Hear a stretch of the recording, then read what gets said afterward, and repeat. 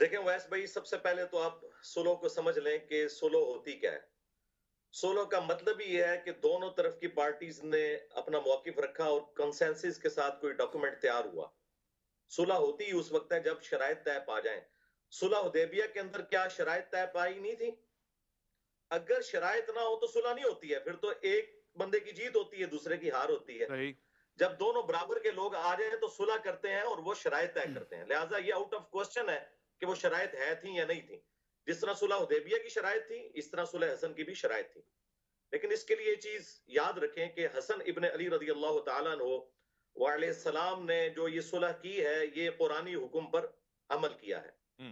بعض لوگ سیدنا علی رضی اللہ تعالیٰ عنہ پر خفیہ تان کرتے ہوئے یہ کہتے ہیں کہ حسن ابن علی تو مولا علی علیہ السلام کو اپنے دور میں، دور خلافت میں کی گئی جنگوں سے روکتے تھے. بالکل یہ جھوٹ ہے، نعوذ باللہ من ذالک. اگر یہ بات ہوتی تو وہ جنگ جمل صفین نہروان میں مولا علی کے ساتھ شریک نہ ہوتے.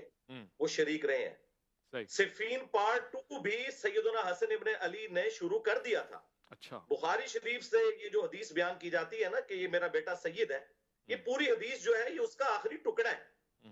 یہ حدیث کافی لمبی ہے. یہ سٹارٹ اس سے ہوتی ہے کہ حضرت عمر بن عاص رضی اللہ تعالیٰ عنہ حضرت معاویہ رضی اللہ تعالیٰ عنہ سے کہتے ہیں کہ میں اپنے سامنے وہ لشکر دیکھ رہا ہوں کہ جب تک اپنے مخالفین کو بھگا نہ لے وہ یہاں سے ہلے گا نہیں.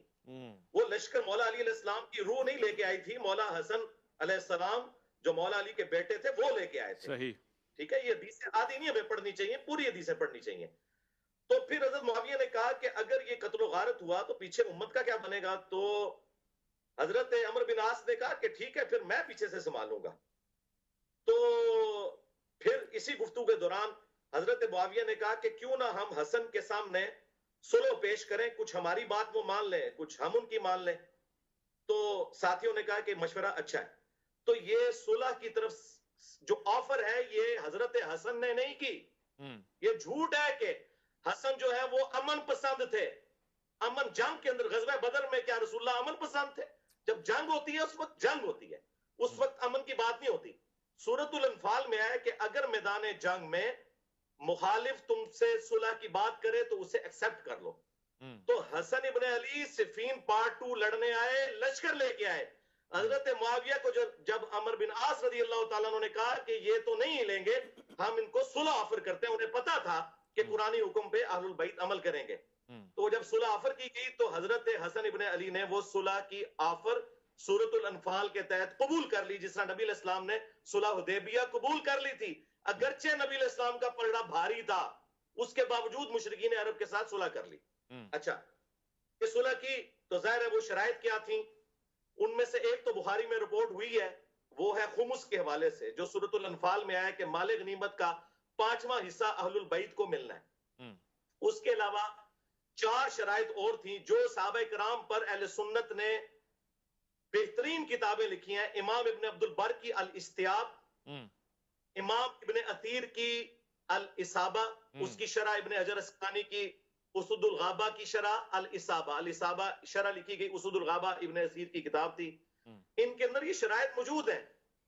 نمبر 1، حضرت معاویہ رضی اللہ تعالیٰ عنہ اپنا جو دور حکومت ہے وہ خلفائے راشدین کے مطابق چلائیں گے. نمبر 2، اگر حسن ابن علی زندہ رہے تو وہ ان کے جانشین بنیں گے، ادروائز وہ امت کو شورا پر چھوڑیں گے. نمبر 3، حضرت علی کے جو ساتھیوں نے ہتھیار ڈال دیے ہیں اس جنگ کے بعد، ان کے ساتھ کوئی سلوک نہیں کیا جائے گا برا.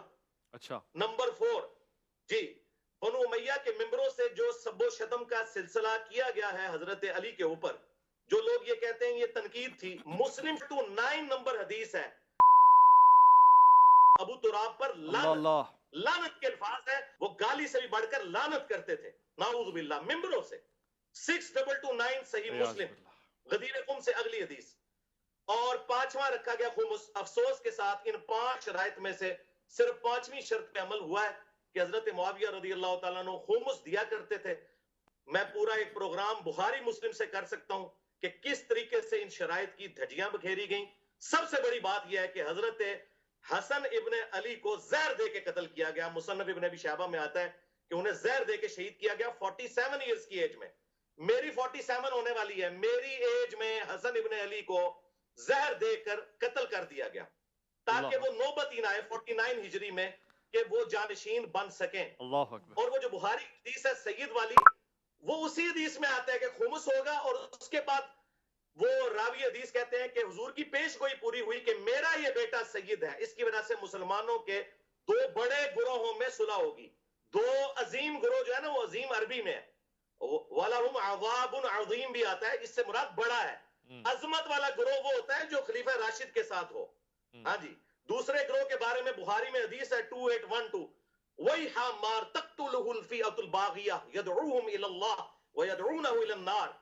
وائے عمار، افسوس، تجھے ایک باغی جماعت قتل کرے گی، تو انہیں اللہ کی طرف بلائے گا، وہ جماعت جہنم کی طرف بلائے گی. تو جو جماعت جہنم کی طرف بلا رہی ہو نا، اور خلیفہ راشد سے بغاوت کرنے والی ہو، وہ عظمت والی نہیں ہوتی، وہ بڑی جماعت تھی. یہاں عظیم کا مطلب بڑا گروہ ہے. اور حضور نے فرمایا میرا بیٹا یہ سید ہے، یہ سید ہے، یعنی یہ بڑے پن کا مظاہرہ کرے گا. سب کچھ ہوتے ہوئے یہ اپنی پوست دستبردار ہوگا. اور آخری میں حدیث بیان کر دوں کنکلوڈ کرنے کے لیے. ابو داؤد میں 4131 نمبر حدیث ہے، جسے شیخ البانی، شیخ زبیر علی زئی دونوں صحیح کہتے ہیں.